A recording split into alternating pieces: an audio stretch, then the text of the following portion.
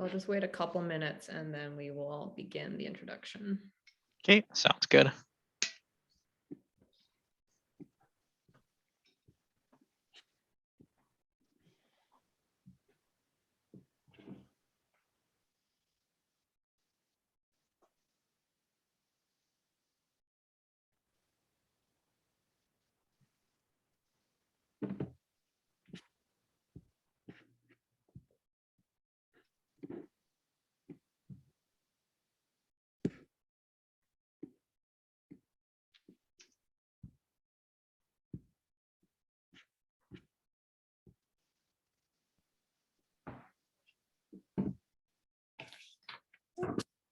So it's 6 o'clock, so I'll just begin here.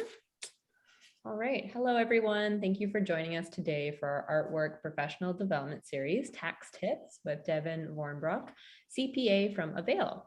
Just a couple things before we begin. CASA and the Allied Arts Council of Lethbridge acknowledge that we are gathered on the lands of the Blackfoot people of the Canadian Plains and pays respect to the Blackfoot people past, present, and future, while recognizing and respecting their cultural heritage, beliefs, and relationship to the land.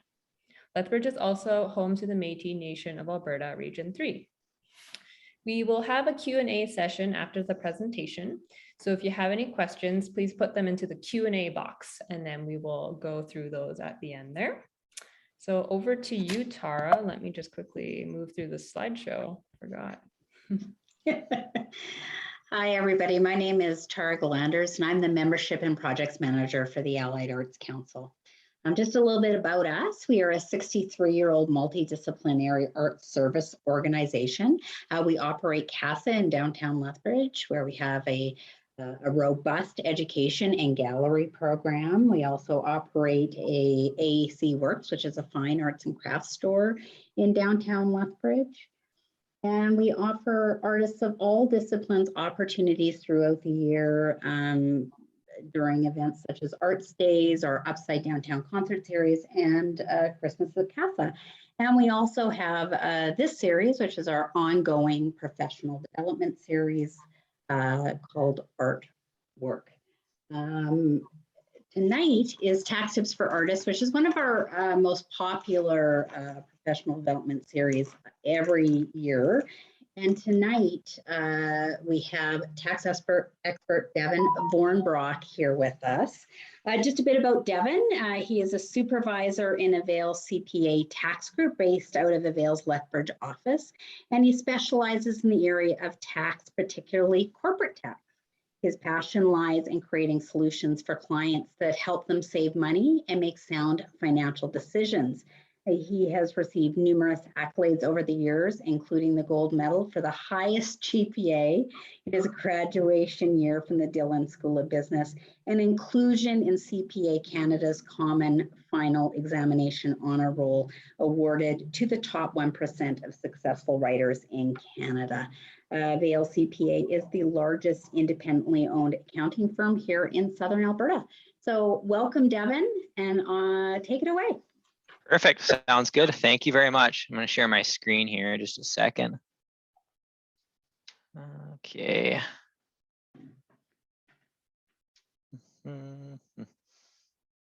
Is this the right screen? I think it should be.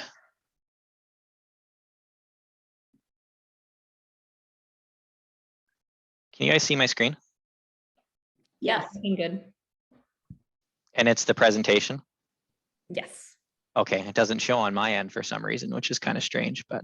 Oh, that's so weird. Yeah, I just all right. Screen. Okay, that sounds great. Yeah, thank you for that introduction. I'm going to give a little presentation here. I'm going to try and keep it short, and then we can go through some Q&A. I know tax isn't always a topic that people love to talk about, so I want to keep it succinct and hopefully provide you guys with some information that is informative for you. So I wanted to start off my presentation by talking about sources of income. The reason why I want to talk about this first is that depending upon what type of income you have will determine its tax treatment. In particular, different types of income you can deduct certain expenses from. So for instance, income from business, you can deduct a number of expenses against that you've incurred to earn that business income. Whereas income from an office or employment, for example, you can't deduct as many expenses from. You're limited a lot more in what you can deduct. So these are 4 common examples of income that you'll see. We'll talk a little bit about each of them individually. We'll focus more on income from business and income from employment. But common sources are income from business, income from property. Common example that we see for artists would be royalties. Income from an office or employment. So if you're employed somewhere, your salary or wages related to that employment. And then other income such as grants, which grants are taxable to you. Generally, grants are taxable on your personal tax return. So like I said, I'll focus mostly on income from business versus income from employment, because those are kind of the two most common streams of income that you'll see. So before you go into or determine if you're receiving income from business or income from employment, you first have to determine whether or not you're self-employed or if you are an employee. So from an employee side, it's generally pretty straightforward as to whether or not you're an employee. If you're an employee, you're going to get a T4. If you're self-employed, for the most part, it's pretty straightforward to tell if you are self-employed, say if you run your own business. There are certain scenarios where it can become a little bit more complicated and a little bit more of a gray area. But generally, your organization should determine whether or not you are an employee or if you are an independent contractor and you're self-employed. So I have descriptions here. I'll just read them quickly as far as kind of the difference between being an employee versus being self-employed. So being an employee, the person for whom the services are performed has the right to control the amount, the nature, and the management of the work. So the organization that employs you has significant control over the work that you perform. Whereas if you're self-employed, the person is engaged to achieve a defined objective and is given all the freedom required to attain the desired result. So again, if you're self-employed, a sole proprietor, you can really decide when you work, how you perform the task that you're contracted to perform. So I'm going to first off talk more about business income. We'll talk about business income and employment income, but first with business. So say you determine that you're self-employed. One thing that's important to consider, in particular for artists or writers that the CRA looks at, is whether or not there actually is a business, even if you are self-employed. So why this matters is that if you say you just do something as a hobby and you're consistently showing a loss on your personal tax return related to that business, the CRA won't like that. They don't like you to show consistent losses. And they'll look at whether or not you're actually running a business or are you just doing something as a hobby. And so with respect to artists and writers, they actually have some criteria that they look at, which are listed on the screen. I'll run through each of them a little bit here too, but no one factor or criteria is above the other. They look at the situation as a whole to determine whether or not you're running a business. And if for some reason they say that you're not running a business, those losses that you've reported on your personal tax return related to that business are denied. So some of the factors they'll look at is time. So how much time are you spending in your business? Are you doing it 1 or 2 hours a week, or is it your full-time job? Are you presenting your work? If you are presenting your work, where are you presenting it? Is it privately or publicly? Are you represented by an agent or some other third party? They'll look at, are you marketing your services or your product or whatever you have, and how you're doing that and how you're advertising. They'll obviously look at the revenue that you've received. If you're earning a small amount of revenue each year and you consistently have losses, that's a good indication that you have are not necessarily running a business. They'll look at the type of expenses incurred, whether or not those expenses relate to a business or if they're personal expenses. They'll also look at your qualifications and training. What's your experience level in running that type of business, and other criteria as well. So even after you determine that you're self-employed, it's important to look at, are we running a business or are we doing something as a hobby? So say we've determined that we are self-employed, we are running a business, and we need to determine what we're going to report on our personal tax return related to that business. So we'll look at two sides of it. We'll look at the revenue that you receive from the business and then what expenses you can deduct. So from a revenue or income side, these are 3 examples of common revenue that you'll see. So sales of works or sales of revenue, all that revenue will need to be reported on your personal tax return. If you receive any sort of grants, such as financial assistance from the Canada Council for the Arts grants, things like that. That's also taxable and will need to be reported on your return. And royalties, if they're related to business activities. So I mentioned before royalties as a separate source of income.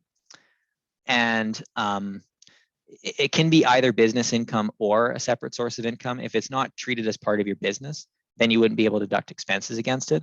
But if you're earning royalties related to some business activity, then that would be considered business income and you can deduct expenses against those royalties. It really depends upon a case-by-case basis how it's treated. So like most things in tax, it kind of depends. So, but if it's related to business activities, generally, it's really considered business income. So business expenses, like I said at the start of the presentation, you can deduct a lot more expenses if you're considered a sole proprietorship or a self-employed than you are if you're an employee, but you still have to meet specific criteria to deduct those expenses.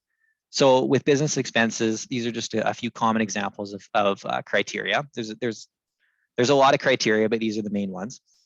First, an overarching criteria is that it must be incurred to earn business income. If your expense is completely unrelated to your business, you can't deduct it. The second one is it can't be capital. And what I mean by that is if you're purchasing an asset, so some sort of, say, a computer or something that you'll continue to use on a regular basis, you can't deduct that in 1 year on your tax return.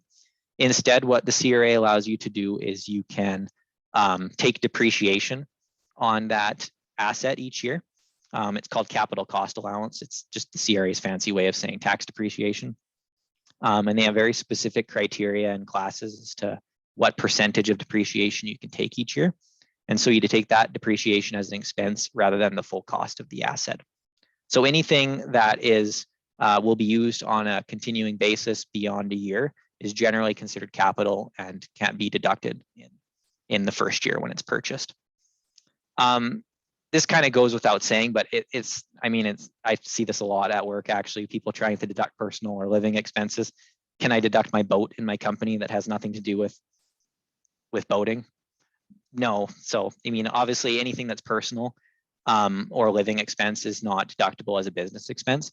The line can be a little bit blurred. Like some people would say, well, I'm paying for these work clothes, or I'm paying for these clothes, like say for my clothes, for work, so therefore why can't I deduct them? Well, if it's any expense that you're going to incur regardless of whether or not you're running that business, generally it's not deductible.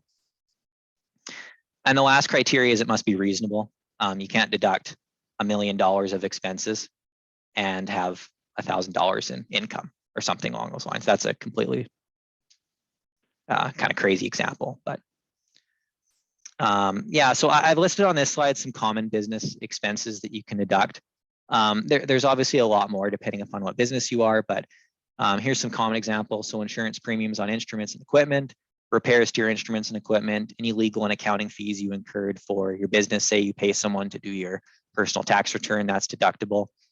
Any union dues or any kind of membership dues that you have as a result of running your business.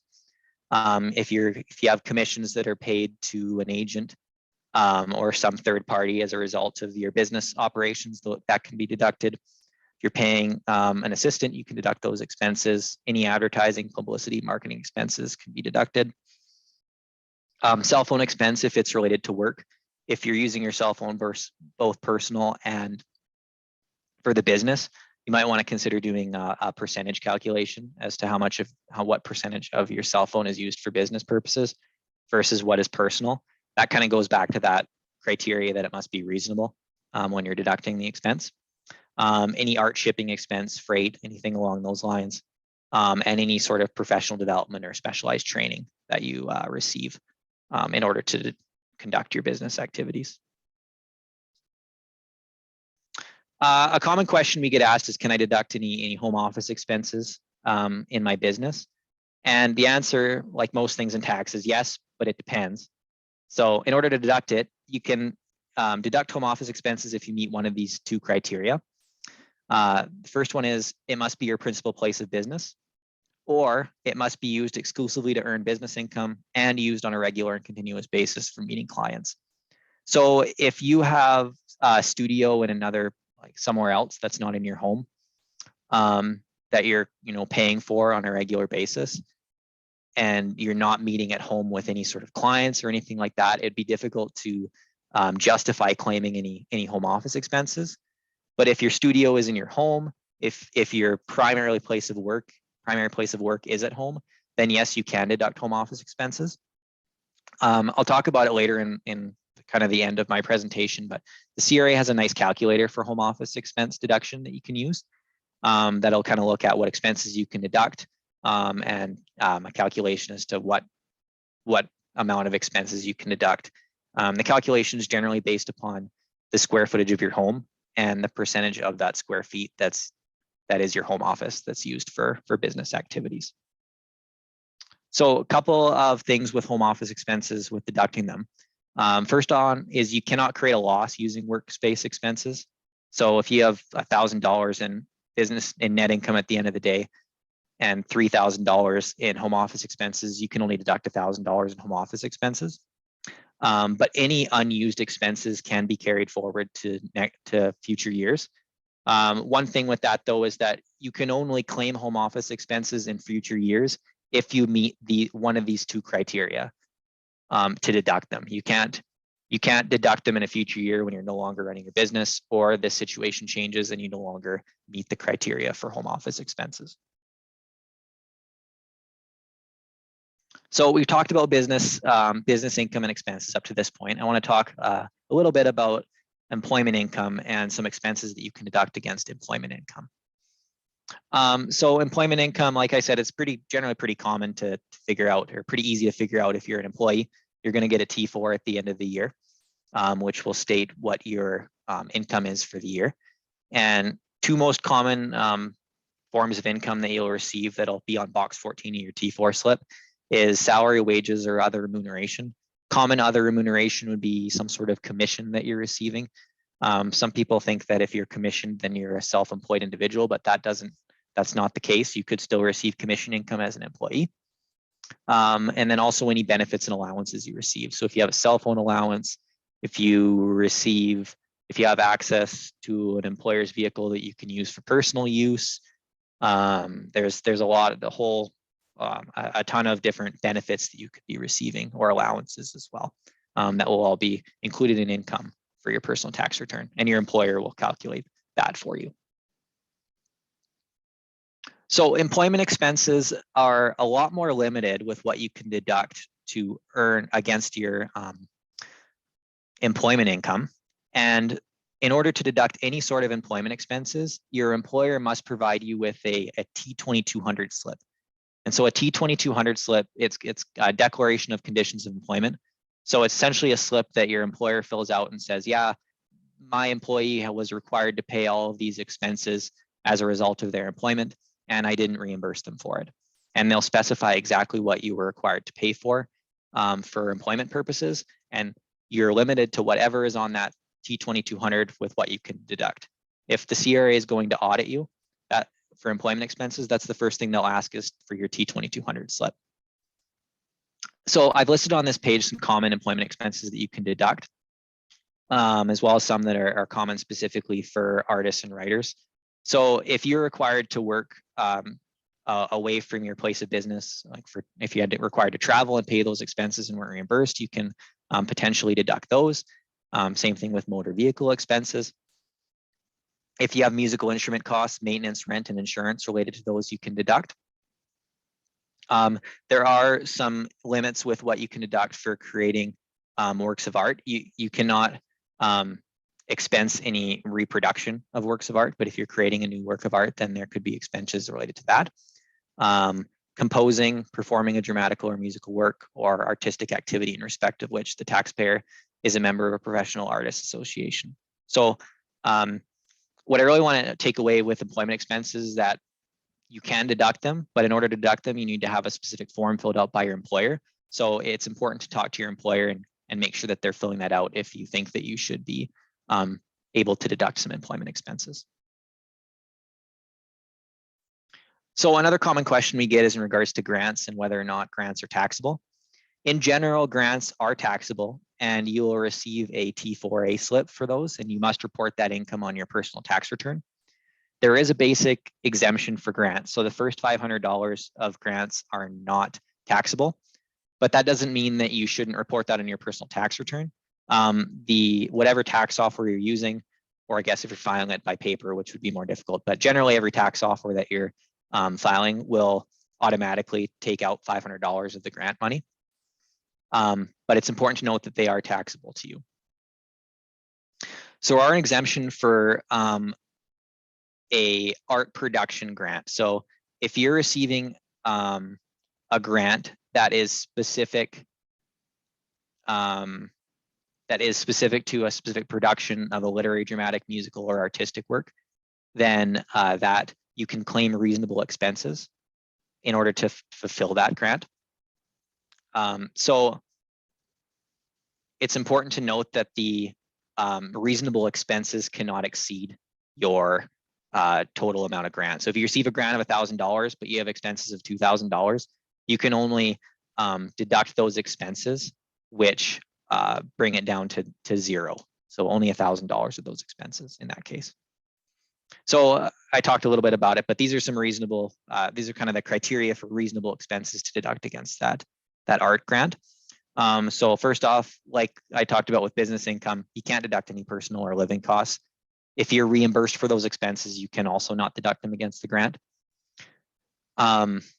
Expenses that you've already deducted as part of, say, your business schedule, you can't deduct it again. You can't kind of double dip in that way. And if you're paying for travel expenses for your spouse, partner, children, third party of some sort, you can't deduct those either. Only expenses related to yourself in order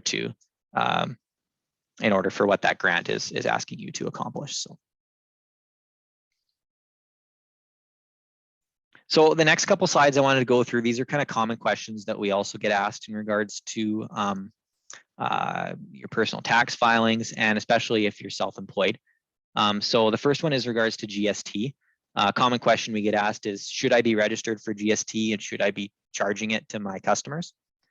And the CRA has a small supplier exemption. So if you're under $30,000 in sales in any 4 consecutive quarters, or fiscally in any calendar year, if you're under $30,000 essentially, then you do not have to register for GST and you do not have to charge GST to your customers. But as soon as you exceed that $30,000 threshold in any year, you must register for GST and start charging it to your customers. And then once you start charging that to your customers, you have to file a GST return and remit the GST that you collected from your customers to the Canada Revenue Agency. And so one kind of nice thing when you're registered for GST is that when you're filing a GST return, the amount that you pay to the CRA, you can deduct the GST that you paid against the GST that you collected. And so there are some benefits occasionally to registering in advance before you reach that $30,000 threshold, because say you have a lot of expenses up front for your business and you're paying a lot of GST on those expenses, you can deduct those expenses, and in certain cases you can even get a refund from the CRA for that GST that you paid. So with GST returns are filed either annually, quarterly, or monthly. As long as your revenue is under 1.5 million, you only have to file it annually. So it's not too difficult of a form to file. If your revenue starts exceeding $1.5 million, then you'll have to start filing quarterly. And if it's above 6 million, you have to file monthly. So just to kind of give you a heads up as to what the filing requirements are for that. Another common question we get is in regards to donations, and particularly say if you're gifting something other than cash. So donations are quite beneficial for personal tax clients. When you donate anything over $200, the excess amount of over $200, you're essentially getting 50% of that back with the federal and provincial donation tax credits. So say you donated $2,000, you're essentially almost getting $1,000 back of that donation as a result of getting that, making the donation. So donations must be made to a registered charity. You can actually check on CRA Online if a charity is a registered charity. or if an organization is a registered charity with the CRA. With respect to if you're donating something other than cash, you can get a charitable donation receipt for a donation of a gift in kind, such as a painting. And how that would work on your personal tax return, for instance, if you're donating a painting, is that you would be required to include in income the fair value of the item gifted. So say your painting is determined to be worth $2,000. You have to report that $2,000 in income, generally as a capital gain on your personal tax return. And then you can claim a donation tax credit. That what will happen is the organization will give you a charitable donation receipt, which will specify the value of the gift, and then you can claim that gift on your personal tax return. And as mentioned, it's quite beneficial to do. So there are some tax implications, like I said, with including an income, but it is quite beneficial to make charitable donations. So you should always get a charitable donation receipt from the registered charities. CRA loves to audit donations. And so if you don't have the charitable donation receipt for the donation you made, they'll just deny it. So it's important to always get those donation receipts. It is March, so you should have received them if you have made donations in 2021. So if you have donations that you have made, but you haven't received them, I'd recommend reaching out to the organizations and making sure that you get those receipts. Another thing I wanted to mention, primarily because Andrea last year when she did this presentation talked about some COVID-19 benefits, I want to talk about what are some COVID-19 considerations for this year. And it's quite a bit less than last year. The CRA has gotten rid of most of the benefits, or I don't know if you call them benefits, most of the programs related to COVID-19 that they had. One program they had for the 2020 tax year was that there was no interest relief or there was interest relief for anything that you owed. So if you claimed a benefit in 2020 and owed money on your tax return, they weren't going to charge you any interest until April 30th, 2022 on that balance. And this year, there's no such interest relief. So if you owe any balance as of April 30th, or if you owe any balance, it needs to be paid before April 30th, 2022 for your 2021 tax return in order to avoid any interest on that balance. Another thing is for home office expenses. So last year, so I talked about home office expenses for a business. You can potentially claim home office expenses as an employee. You have to have that T2200 form filled out most of the time. The CRA has this temporary flat rate method, which allows you to claim a small benefit if you were required to work at home as a result of the pandemic. Their restrictions are pretty minimal for claiming this benefit. I just have it right down here, so I'm going to read it so I don't get it wrong. The requirements are you must have worked from home more than 50% of the time for at least 4 consecutive weeks. And you must have worked from home in 2021 due to the pandemic. And they're not really restrictive on if your employer required you to work from home or if you just decided you wanted to work from home without an employer requiring you to do so. So if you meet those criteria, you can claim a $2 per day deduction for the number of days that you worked from home. So say you worked 100 days in 2021 at home, you can claim a $200 deduction or an expense against your employment income related to COVID-19. And you don't have to have any proof, any supporting documentation for that, the CRA has stated, which is kind of unclear as to how they're going to audit that or if they're going to audit that. But we actually had a meeting today where that was something that got brought up at pretty low risk area, but obviously make sure that if you are claiming it, that you are doing it honestly and only claiming it for the days that you were required to work from home. So that's basically everything for my presentation here. I wanted to briefly mention a few resources that are quite beneficial. The first one is, and I have links to these as well. I can send them out after the webinar is done. They're long URLs, so I can't really show them on the screen, or else you're going to have to be furiously typing to get to them. But if you Google these as well, I think they'll be one of the first things that show up. So the first one's Income Tax Folio S4 F14 C1 Artists and Writers. And that's basically a more detailed version of my presentation. They go into a lot of different topics, and it's nice with the income tax folios because they generally explain things in pretty plain language, which is nice, and can go into detail if you have any specific questions.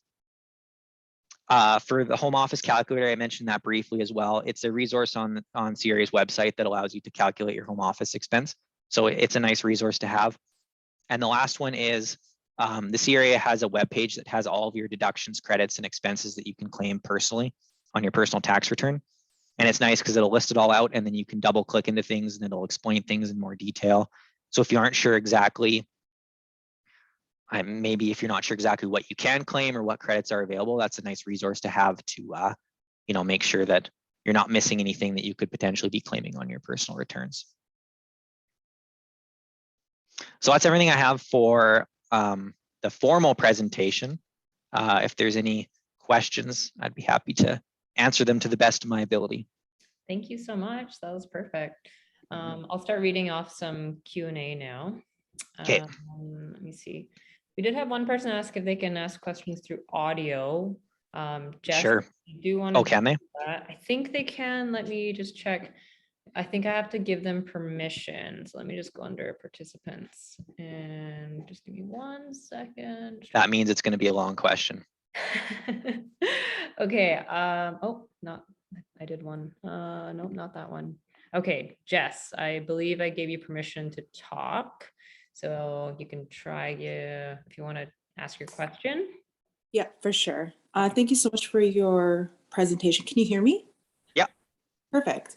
Okay, so I have, I don't want to take too much of your time, but the reason why I want to do audio, because it's like quite a long question. Okay, so I send goods. I'm First Nations. I do art full time. So I send goods to On Reserve. I currently live in Edmonton. I send the goods to the reserve in their treaty, right? They provide their number. So I don't charge them GST or HST depending on what province they live in or territory. So with that income for me at year end, would that be taxable? Say it's like $100 item. I don't charge them that 5% GST or whatever, but that income earned, that $100, do I claim that under line 150 as taxable if I'm actually shipping the goods from Edmonton to the reserve? Yeah, I don't have too much experience from a reserve standpoint, but you're in Edmonton, so you're not, you would be, since you're not on the reserve, I do believe that you would have to claim that as income on your personal tax return. Okay. As business income, yeah. So that should be included as part of your business income. Since you're shipping that since you're not living on the reserve, you wouldn't be exempt from income tax related to that. So. Okay, so then part B of that, I wouldn't actually claim that income on my GST and HST quarterly report because it'd be essentially tax exempt. You would still show it on the report as income. I believe if I remember on the return, I think there's a separate line item. I don't know if there's one specifically for income for reserve. Mm-hmm. But, okay. But yes, you should probably claim that income still on your GST return. Okay. So I had actually another question in terms of the car and an SUV.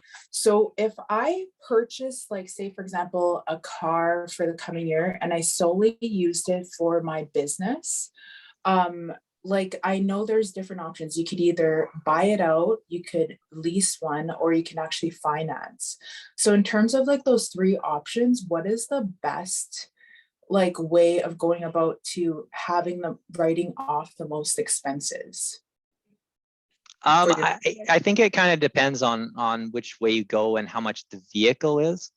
Either way, like if you lease a vehicle and it's used 100% for business, you can claim the lease expense against your income.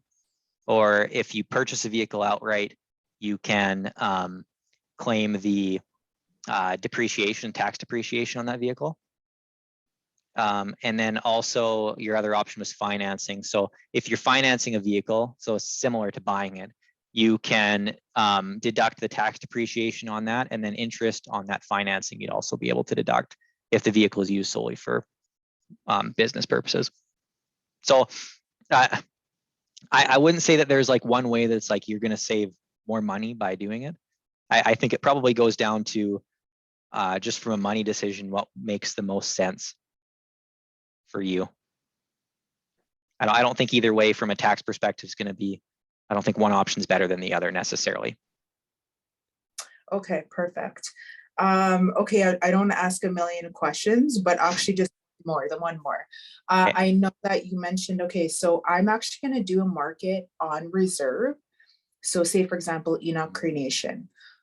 So all of my income there is basically like face-to-face, but so on reserve, some people, like if you're, how I'm kind of picturing it, if you're non-status or non-Indigenous with this treaty number, you have to pay GST and HST on that income or on that sale.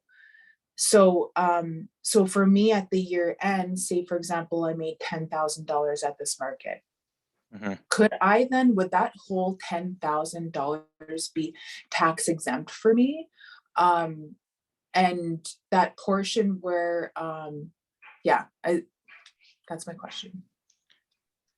Yeah, that is an interesting question. Sorry, I think I'm going down a rabbit hole. Honestly, it's so complex, and I just yes. Yeah. I actually think with that question, I wouldn't mind to do a little bit of research on that just to kind of see. I wonder if it'd be beneficial. Can I send an email out? I'm not sure if I can send an email out to everyone in the webinar or whatnot, but just kind of with that answer after, I can do a little research and kind of answer that. Or Jess, if you want to just reach out to me too directly, that might be. Oh, that would be awesome. Too. And I'm not going to take any more time. I'm going to be quiet now. Thank you. Okay. Yeah. I'm assuming, do we have my contact information, email or something that we can send out? I don't think we have that, but we could definitely add that. Like I could send an email out to everyone who attended today, tomorrow with your contact information or whatever you'd like me to include, like those links and everything like that.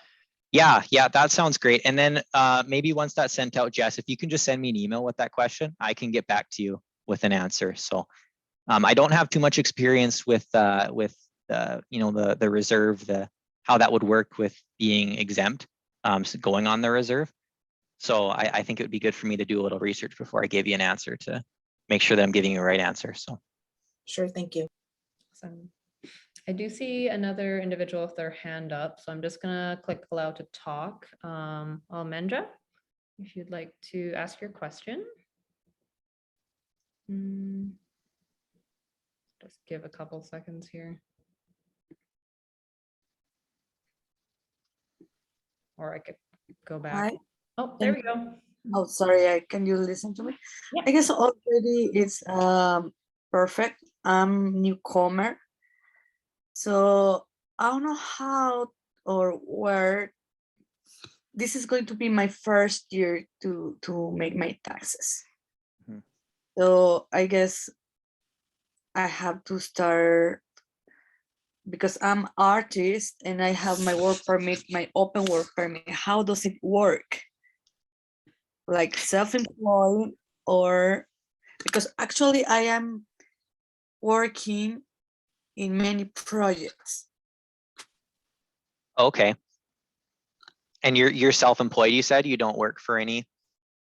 Well, I sometimes I work painting houses, but I mix it with painting pictures and doing performances, and I have many incomes in different ways.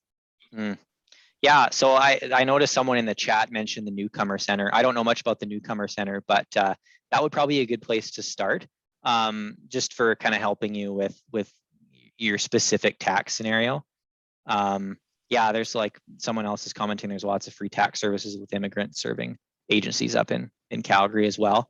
For yourself, where did you move from, and are you here in Canada permanently? Yeah, well, I'm from Mexico. Okay. And my work permit started last year, so by October. Mm-hmm. yeah, I was working on with performances on November, December. Now we are doing some performances with another people. So it's gonna be my first time doing the taxes. Okay, are you gonna be going back to Mexico, or are No. your plans to stay here kind of, Well, are permanently? actually, my PR is in progress, so that's the. Oh, okay. Okay, the reason I ask is whether or not you're considered a resident of Canada or a non-resident. It's different for tax purposes than it is for legal purposes, and a lot of people kind of get that mixed up. But generally, if you're even if you're a non-resident and earning income in Canada, you're taxed on that income. And so I'd recommend for your situation, probably be good to talk to a couple of those resources that are mentioned in the chat, in particular. But you'll probably you'll have to file. It sounds like you have ties to Canada now, and you're planning to be a permanent resident. And so you'll have to file a tax return, and all that income that you have earned and any expenses related to it, if you're a self-employed individual, will be filled out on a T2125 is the schedule that you'll fill out for that. So I wish I could provide more information right now, but I think it's kind of tough with this. But I think it'd be good to reach out to one of those resources that are mentioned in the chat, and they'll be able to provide some good free advice, and especially when they see a lot of immigrants, right? So they'll know a lot about your particular scenario, and will know about the kind of the residency stuff that I'm talking about. So. Okay, thank you. And it looks like someone put the website in the chat, centerfornewcomers.ca. So you could click on there to get to that website. Awesome. Okay, I'm gonna go through some of the Q&A in the Q&A box. So the first one here says, even if you fill in your T4As for professional services, do those values have to also be included in the revenue line? If you're filling out T4As, any software that you're using, you're filling out T4As for professional services, they should automatically go into your T2125 schedule, your business schedule. So no, you shouldn't have to put it in twice. If you're putting in twice, you're probably paying tax. You're probably doubling your income. So. Next one, if it is your first year of starting your business, making art, portrait painting, can startup costs be claimed even if you have no business income? Startup items would be an easel, cost about $4,000, paintbrushes, paints, etc. Yeah, you can still claim those costs. I know I talked about kind of if you have a number of years of losses in your business, the CRA doesn't like that, but it's totally understandable, especially when you're first starting out a business, to be in a loss position. And so, yeah, you can totally claim those. Things like an easel would more than likely be considered an asset, and I'm guessing would probably be depreciated over time. So keep that in mind as far as what's considered kind of an asset that you can depreciate versus what's supplies that are something you can deduct in the first year. Thank you. What if you're in your second or third year of business and you have to dissolve the sole proprietorship? Do you have to pay back monies to CRA, especially if you have claimed startup costs? No. I mean, lots of if you're dissolving it, yeah, there really isn't anything. First off, there's not really much to dissolve a sole proprietorship because you're not an incorporated entity. But no, you do not have to pay anything back to the CRA related to that. So. Thanks. Would you mind doing a quick overview of royalties? I'm a landscape photographer that sells on POD sites which pay royalties. I consider this a business. Is that correct? Yeah, I would say based upon that description, that would be considered business income, and any of the expenses related to that would be deductible. Wonderful, thank you. I think that was all the questions in the Q&A box. Oh, I see a couple in the chat. Would consumables be considered assets or expenses we can write off? For example, paint materials. Yeah, paint materials, those would be expenses you can write off in 1 year. And then another comment further up said, this is also my first year in Alberta. Is there a provincial income tax? Yeah, there's a provincial income tax. There's a provincial income tax in every province. And actually, Alberta has the lowest provincial income tax, so that's a benefit anyways. I'm not sure if there's anything else for that question or not, but. Okay. I think there was a question to the previous conversation. I can't remember which part, but it just says, but the supplies used to create the $100 item are deductible. Yes. And I think this was talking about like the market and like on the reserve, I'm pretty sure. Yeah, if you sold something and like, yeah, all the costs related to the good that you sold are deductible.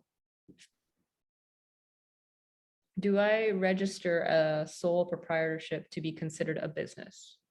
No, there's nothing you need to register to be a sole proprietorship. You essentially just are. You may need a business license to conduct it, depending on where you are. But there's no requirement to register anything. So. Okay. And going back quickly, I guess, to the province one, I should mention too that the province that your residence in for tax purposes is the province you're in as at December 31st of that year, at the end of the year. So if you were in Alberta at the end of December, then that's the province that you're filing in. Awesome, thank you. I think that's all the questions. I'll give it just a couple seconds if anyone else is typing away. Oh, someone asked, how do you get a business license in Alberta? The city, you talk to the city to get a business license. Okay. And they're not that expensive. They're pretty cheap. Gotta thank you so much. Thank you. Awesome. Oh, one more. How do you determine the cost of making a painting if you use 12 paint tubes, but only maybe use a teaspoon of paint? Okay. Yeah. So if they're not using all the materials. Yeah, there in particular for artists and writers, you can elect to deduct all of those expenses. So normally, I guess I should say, normally if you have a good that you're selling, that good would be considered inventory until you sell it. And then the cost related to that item is deducted for tax purposes. But for artists and writers, you can elect to deduct all of those costs in the year that they're incurred. And so all of those paint and everything can be deducted while you're incurring those expenses. You don't have to worry about thinking, what are my costs related to this painting? And then trying to not deduct those in the first year and then, deducting them later on when you sell the painting. So. And can you retroactively claim supplies? The correct answer with that would probably be you should amend your previous year's return to include those supplies that were incurred in that year, depending upon what you're referring to, but that's probably the general right answer.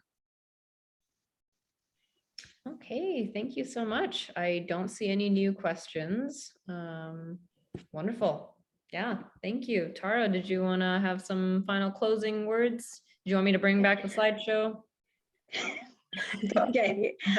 Thank you so much, Devin. Always a popular event for us, and we really appreciate your level of expertise and being able to answer all those questions. Yeah, no problem. I just wanted to let everybody know that the next artwork is April 7th, Thursday night at 6 o'clock. It's going to be how to become a nonprofit. What are the steps you need to take? And should you become a nonprofit? I mean, there were some questions around that as well. So please join us for the next artwork. And thank you, everybody, for joining us tonight. We really appreciate it. Thanks. You. Have a Thank great you, night. Devin. Yeah, no problem. See ya. Bye. Bye-bye.